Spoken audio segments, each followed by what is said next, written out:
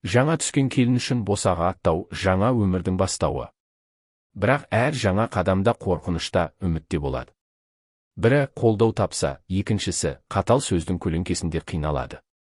Бүгінгі әңгіме енесінің қаттылығынан жүрегі жабырқаса да, кейін мейірімін тапқан жас келін жайлы. Бұл оқиға әр шаңыраққа сабақ болары сөзсіз. Жаңадан түскен келін Гүлжан жас, ұяң, әлі көп нәрсеге үйренбеген еді.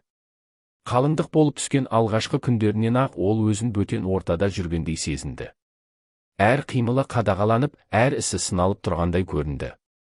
Енесі Сағира апай. Ол көпті көрген, бірақ мінезі тік адам болатын. Жаңа түскен келіннің үйреніспеген қылықтарын байқаса: «Қызым, бізде шайды бұлай демдемей. Ас үйді жинасаң, мұқият жаса» деп түзетіп отыратын. Сағира апайдың ойы жаман емес еді. Бірақ қатқыл сөздері жас келіннің жүрегіне ауыр тиіп, жасырын жылап алатын кездері көбейді.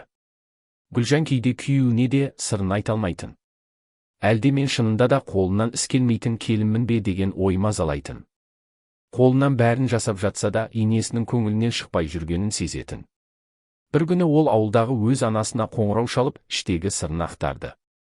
Анасы оған сабырлы үнмен: «Қызым, әр үйдің тәртібі бөлек.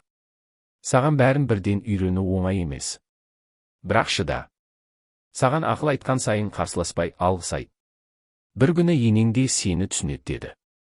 Күндердің бір күні Гүлжан қатты ауырып қалды. Шай дайындай алмай төсекте жатып қалды.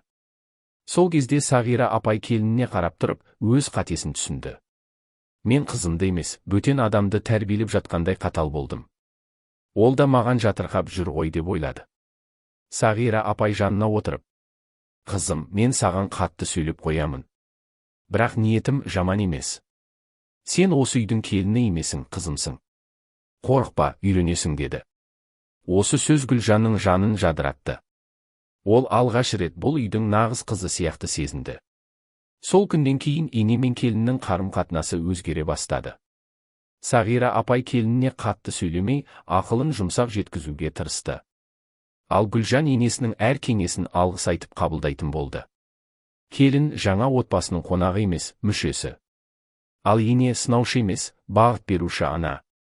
Бірақ қатылық пен суық сөз кейде араға салқындық түсіретіні анық.